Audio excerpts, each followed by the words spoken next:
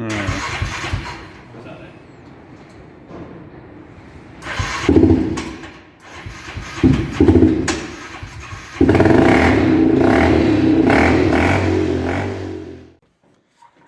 people of YouTube. It is me, and this is Ruben. Yes, hello. We have not put any videos out for an entire 3 years. And if you see, I'm showing my face, which I never did before. What has gone on in them 3 years, you might ask? Well, we've done exactly the same. The quads have turned into quite a reasonable sized business and a limited company, which has taken a lot of my time. And for over the last 12 months, I've been in quite a serious sort of, relationship and everything, which has taken my time. Now that's finished a couple of days ago, and me and Mr. Ruben are back pretty much where we started, to be honest. The farm has gone, pretty much, that we were working from, and here we are back on basically a drive, more or less. So now we're going to document the process of rebuilding the business back to the point it was. Not that it's gone anywhere, only 2 weeks ago it was at full force, but we're going to rebuild everything, and now we're building a shed. We're building a metal shed to do us temporarily until we can get a massive one. We can fit about 4 bikes in this, a few bikes just outside and in general.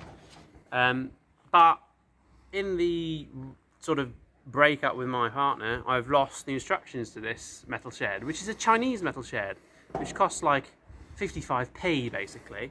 So we're having to work it out. So follow us on this journey as we work it out. Right, well, we've been at it for a couple of hours, and we've got the entirety of the basic structure assembled and some of the roof. But annoyingly, because this shed was partially assembled at where I was living with my partner, and because we cleared it in a bit of an emotional rush, I think I've left some of the capping, well, all of the cappings on the drive, which is bloody annoying, to be honest.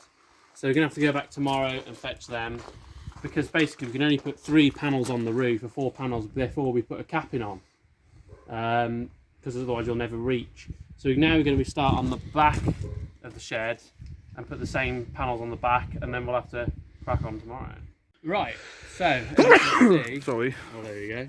The The shed is pretty well finished, except from the doors. We've got the roof on, got the cappings on, we've got the, showing the floor inside, like the frame inside. So we've got the base done. Need to get some timber to go on top of it. The doors we started, but Ruben had to do them about 6 times because the instructions were so crap, because it's the most crap Chinese shed in the history of the world. So we're going to do them another day, but it's basically done. It's took a long time. In my advice, do not buy some cheap crap metal shed. It was only supposed to be temporary where I was living before, and it's only temporary now, but it is what it is. It'll fit 3 bikes in it. So let's go and see what stock we've actually got at the moment.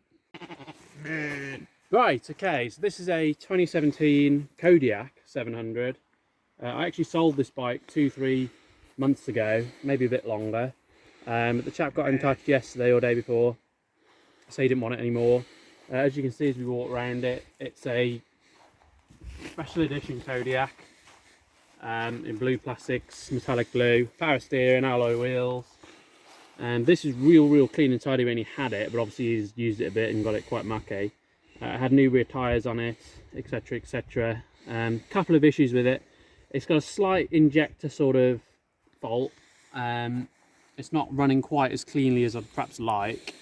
And the other thing is the exhaust tip has fallen off, which is actually quite common on these Kodiaks, because they rust really quickly around here because the rim is extremely thin. Which has also melted the plastics a bit, but I'll just tidy that up. I can't do anything about that really. So that's that one.